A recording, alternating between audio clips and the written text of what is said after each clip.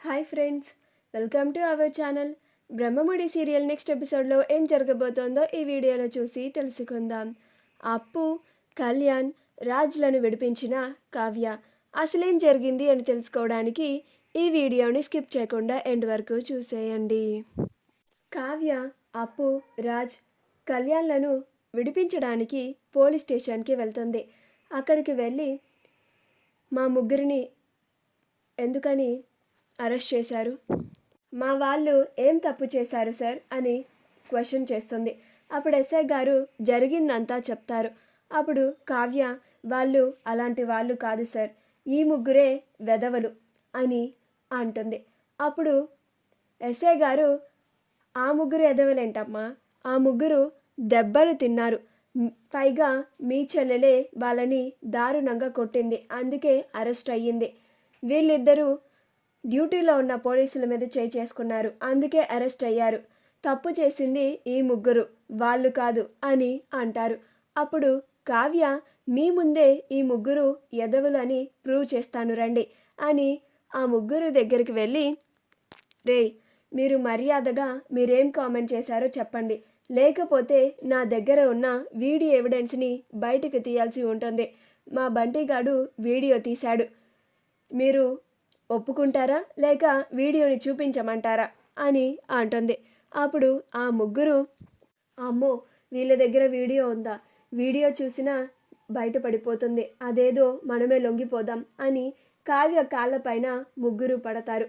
అప్పుడు ఎస్ఐ గారు ఆశ్చర్యపోయి, ఏంటయ్యా ఇది, ఆవిడ కాళ్ళ మీద పడతారేంటి, అసలేమని కామెంట్ చేశారు మీరు, చెప్పండి అని వాళ్ళ కాలర్ని పట్టుకుంటాడు. అప్పుడు వాళ్ళు ఏమని కామెంట్ చేశారో చెప్తారు. అప్పుడు ఎస్ఐ గారికి కూడా కోపం వచ్చి ఆ ముగ్గురిని చితక బాదుతారు. అప్పుడు కావ్య, ఇప్పుడు మీకు అర్థమైందా సార్, మా చెల్లికి ఎందుకు అంత ఆవేశం వచ్చిందో, ఆ ఆవేశంలో ఎందుకు వీళ్ళని అంతలాగా కొట్టిందో అని అంటుంది. అప్పుడు ఎస్ఐ ఆ ముగ్గురిని, ఏరా, తప్పు మీరు చేసి పైగా ఆ అమ్మాయి పైన కేసు పెడతారా, మిమ్మల్ని అస్సలు వదిలేదే లేదు, ఒక ఆడపిల్ల పైన ఇంత దుర్భాషలాడినందుకు ఇప్పుడు మీ ముగ్గురిని సెల్లో వేస్తున్నాను, ఆ ముగ్గురిని రిలీజ్ చేయండి అని అప్పు, కళ్యాణ్, రాజ్లను రిలీజ్ చేసి ఈ ముగ్గురిని సెల్లో వేస్తారు. అప్పుడు ఆ ముగ్గురు, సార్ ప్లీజ్ సార్, ఇంకొకసారి ఇలా చేయం అని ఆ ఎస్ఐని బతిమలాడుతూ ఉంటారు. అయినా ఆ ఎస్ఐ అస్సలు ఒప్పుకోడు. నేను ఒక సిన్సియర్ పోలీస్ ఆఫీసర్ని, మీ వల్ల ఏమి తప్పు చేయని వాళ్ళని లోపల వేశాను, పైగా మీ వైపు తప్పు ఉంచుకొని కూడా అది కప్పిపుచ్చుకొని ఒక ఆడపిల్లని సెల్లో వేసేలాగా చేస్తారా అని అంటారు.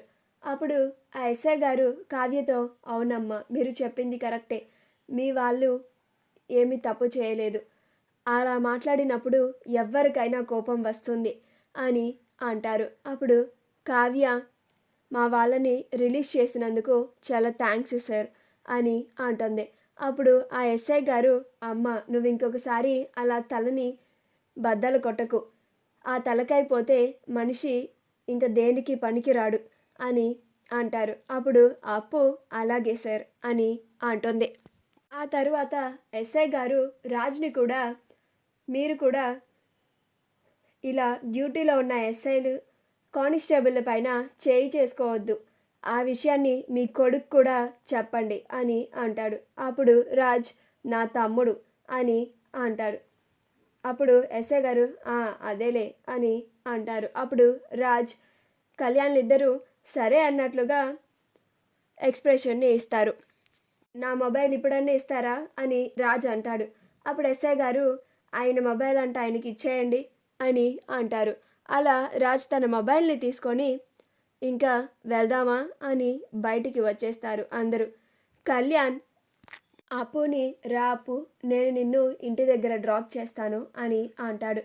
అప్పుడు అప్పు, లేదు కవి, బంటి ఉన్నాడు కదా, వాడితో వెళ్ళిపోతాను, అయినా నువ్వు నేను మళ్ళీ కలిసి కారులో వెళ్తే లేనిపోని గొడవలన్నీ వస్తాయి, ఇంట్లో అమ్మ కూడా నీతో మాట్లాడద్దు అని చెప్పి నీకు చాలా దూరంగా ఉండమని చెప్పి ఒట్టు వేయించుకుంది, ఆ ఒట్టిని నేను తీసి గట్టు మీద పెట్టలేను అని అంటోంది. అప్పుడు కళ్యాణ్ అలాగే నీ ఇష్టం, కానీ నేను కాల్స్ చేస్తే ఎందుకు ఎత్తడం లేదు నువ్వు అని అంటాడు. అప్పుడు అప్పు కొన్నాళ్ళు మనం దూరంగా ఉంటేనే మన ఇద్దరి కుటుంబాలకి చాలా మంచిది అని అంటుంది. అని చెప్పి అప్పు అక్క చాలా థ్యాంక్స్ అక్క, నువ్వు వచ్చి ఉండకపోతే ఆ ఎస్ఐ మమ్మల్ని కోర్టుకి తీసుకెళ్ళేవాడేమో అని అంటుంది. అప్పుడు కావ్య ఎందుకు అప్పు, నేను ఉన్నాను కదా అని చెప్పి సరే నువ్వు జాగ్రత్తగా ఇంటికి వెళ్ళప్పు, రే బంటి అప్పుని జాగ్రత్తగా ఇంటికి తీసుకెళ్ళు అని చెప్తుంది. అప్పుడు బంటి అలాగే అక్క అని అంటాడు. అలా అప్పు బంటిలు ఇద్దరు బండి మీద వెళ్ళిపోతారు. కళ్యాణ్ తన కారులో వెళ్ళిపోతాడు. రాజ్ కావ్యలిద్దరూ ఒక కారులో వెళ్తారు. ఈ మిగిలిన కార్ డ్రైవర్ వేసుకెళ్ళిపోతాడు.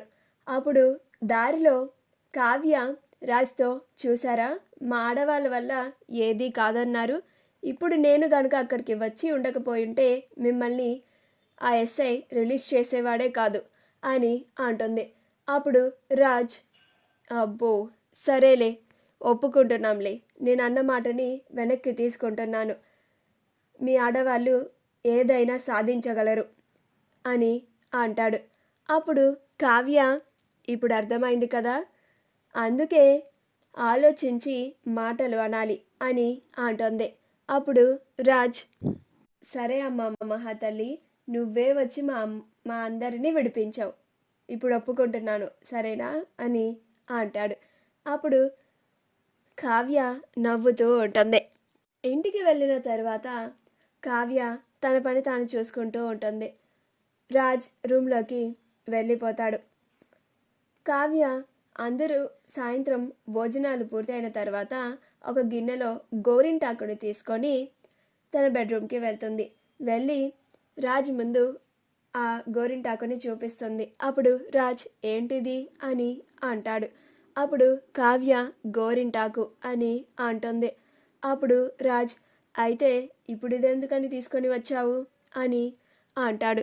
అప్పుడు కావ్య ఆషాఢ మాసంలో ఆడపిల్లలకి గోరింటాకు పెట్టుకోవడం అంటే ఇష్టం, మీరు పెట్టచ్చు కదా అని అంటుంది. అప్పుడు రాజ్ ఇప్పుడు ఇది అవసరమా అని అంటాడు. అప్పుడు కావ్య అవసరమే, మీరు పెట్టండి అని అంటుంది. అప్పుడు రాజ్ తప్పుతుందా అని కావ్యకి రాజ్ గోరింటాకుని పెడుతూ ఉంటాడు. మా వీడియో కనుక మీకు నచ్చినట్లయితే లైక్ చేయండి, షేర్ చేయండి, మా ఛానల్ని సబ్స్క్రైబ్ చేసుకోండి, పక్కనే ఉన్న బెల్ ఐకాన్ని క్లిక్ చేయడం మాత్రం మర్చిపోకండి.